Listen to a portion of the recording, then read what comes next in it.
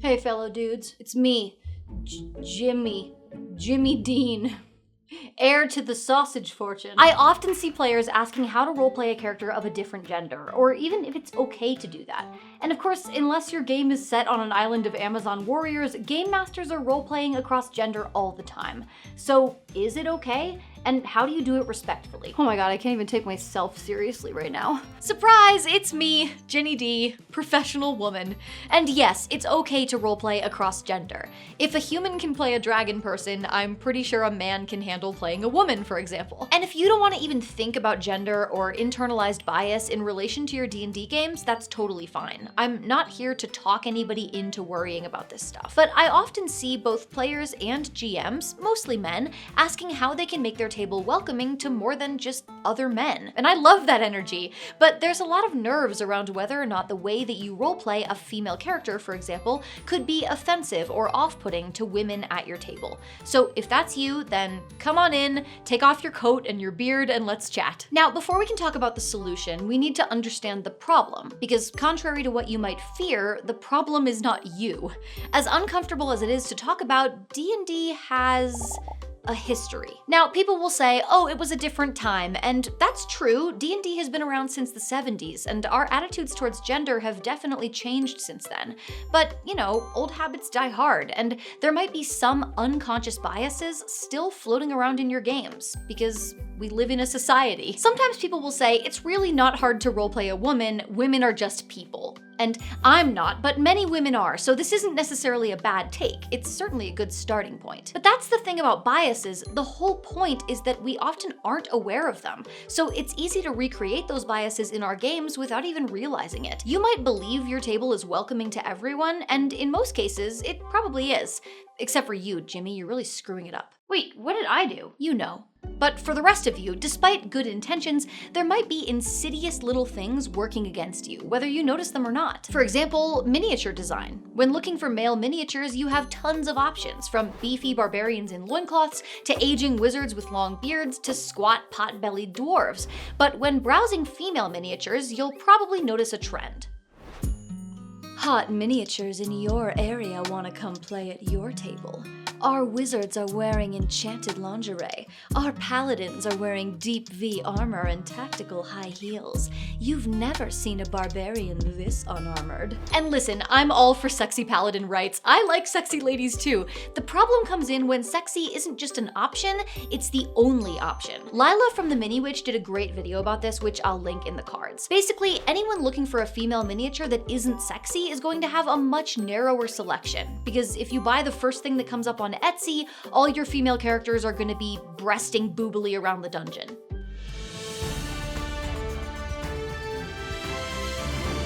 Good evening. In breaking news, today's sponsor Everon Games has just launched their new crowdfunding campaign, Limitless Legends. It's all about providing miniatures that represent heroes with disabilities, making for more diverse and inclusive games. There is panic in the streets as world leaders scramble to respond. Let's go to our reporter Ginny in the field, where minis are being painted as we speak. Ginny? Thank you, Ginny. That's correct. There are 10 unique characters in the campaign, each with a character sheet and both male and female presenting designs, available as STL files and as physical minis in both 32 and 75mm scale. Some are saying there are 15 stretch goal characters, but whether or not they'll reach those goals and deliver 25 miniatures to their all-in backers remains to be seen. Back to you, Ginny. Thank you, Ginny. Stay safe out there. Meanwhile, we're receiving reports that backers who pledge in the first 48 hours will get early bird discounts of up to 30%. More on that as the situation develops. Up next, is your electric toothbrush slowly draining your life force and transmitting it to hostile alien forces? We'll find out after the break. Now, you might be asking, does the gender of a character really matter? Some might even argue that role-playing a character differently because of their gender is itself sexist. But when I talk about how to roleplay a woman, for example, I'm not saying, here is the list of approved female traits. This isn't about learning the rules to playing a woman correctly, it's about making sure that you don't accidentally end up making the same 3 women forever in a conga line of stereotypes. Earlier, I said that if you can play a dragon person, you can play someone with a different gender. matter, but to be honest, that's a bit of a flawed argument. In the article Saving Throw for Half Cooties, authors Jennifer Brandis and Chris Hepler point out that you're not likely to be sitting across the table from an actual dragonborn while role-playing one. Whereas, I don't mean to scare you, but while role-playing a woman, you very well may be sitting across the table from an actual flesh and blood woman. And of course, while gender definitely shouldn't define the character, it can and probably should be a factor, even a tiny one. Whatever gender you are, I'm sure it's informed in some way how you move through the world. I know it has for me, that's why I always carry a sword.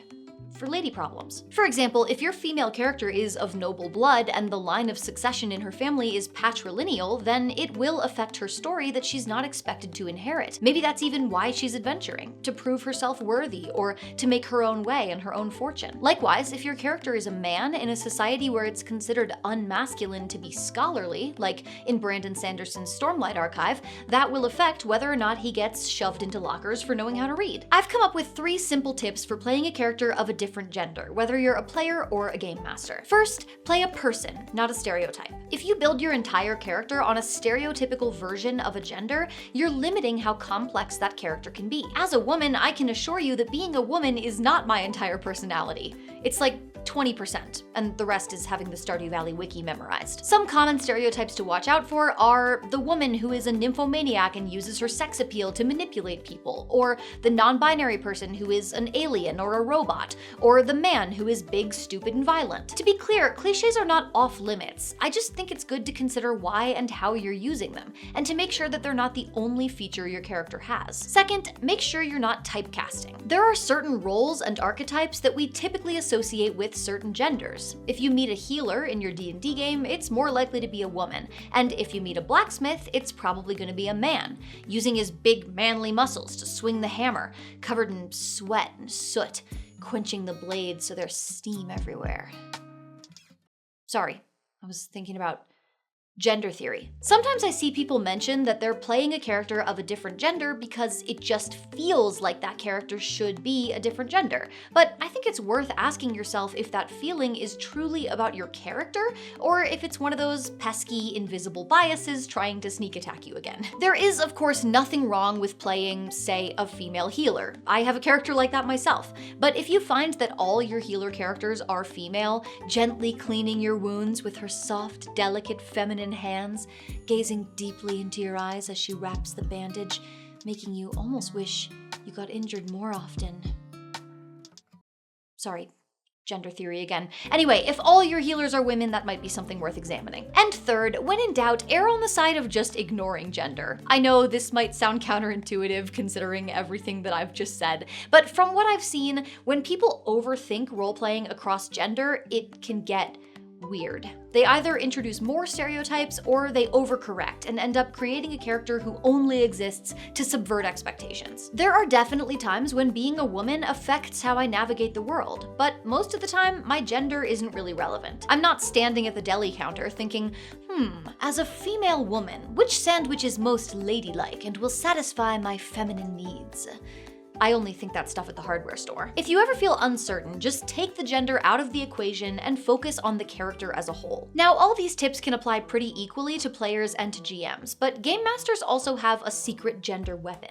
And no, you can't use that as a band name. I'm using that as a band name. Since a DM is playing so many characters, there's not one single NPC that's expected to represent their entire gender. This means that yes, DMs have a lot more license to incorporate cliches.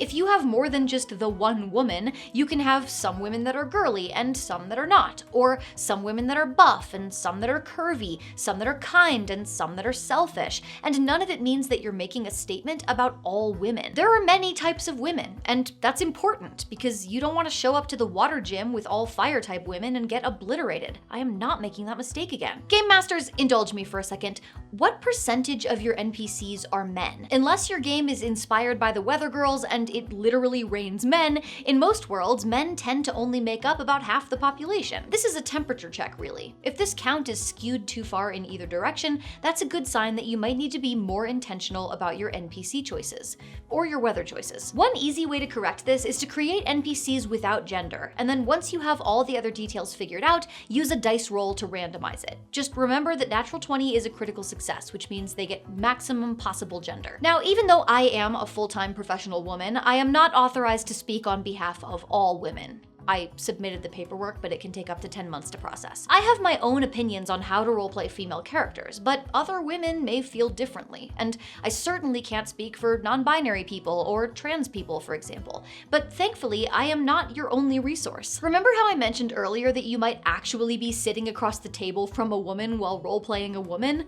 That's not a threat, that's a resource. Having people of other genders at your table who can give you feedback on your roleplay can be a huge advantage for both players and GMs. I think a great place to start is asking them about their favorite characters in media who share their gender. Then you can reference those characters for ideas and themes when making your own. For example, some of my favorite female characters in media are Ruth from Glow, the title character from Fleabag, and Eve from Killing Eve. All of these characters are messy and deeply flawed. If a player gave me this list as inspiration, I would take away the message that female characters shouldn't be sugar and spice and everything nice, but should be given just as much freedom to be f***ed up as anyone else. On the other hand, if a player gave me a list that included Katniss from The Hunger Games and Ripley from Alien, my guess is that this player really appreciates when women are presented as tough, independent, and capable in combat.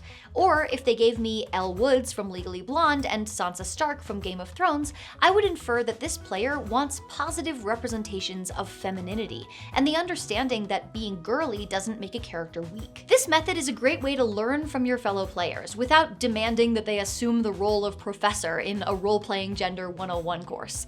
Unless you're both into that, in which case, get it. I'm gonna be honest, if you're the kind of person who would click on and watch this video, you're probably doing fine. While there are people out here creating characters who are fetishized or creepy or sexist, the horror stories are outliers. We all have room to grow, and I think it's good to want to grow, but I don't at all want this video to leave anyone feeling like they need to walk on eggshells, afraid that you're carrying this sexism tapeworm inside of you. I'm just trying to give you a few things to think about. That leaves us with just one more question that we haven't addressed yet: the voice. Should you change your voice when role-playing as a character of a different gender? For most people, authentically sounding like another gender is a losing battle, unless you're ready to get really into voice training. If you pitch your voice up really high for a female character, or down really low for a male one, you risk looking like you're doing a caricature. I recommend focusing the voice less on gender and more on character. Are they shy? Are they sneaky? Are they flirtatious? Are they old? Or are they old and flirtatious? The ideal combination. If you're interested in learning how to create unique, memorable voices for your characters and NPCs, you need to watch this video next. It's a crash course in developing interesting voices without relying on accents or cliches.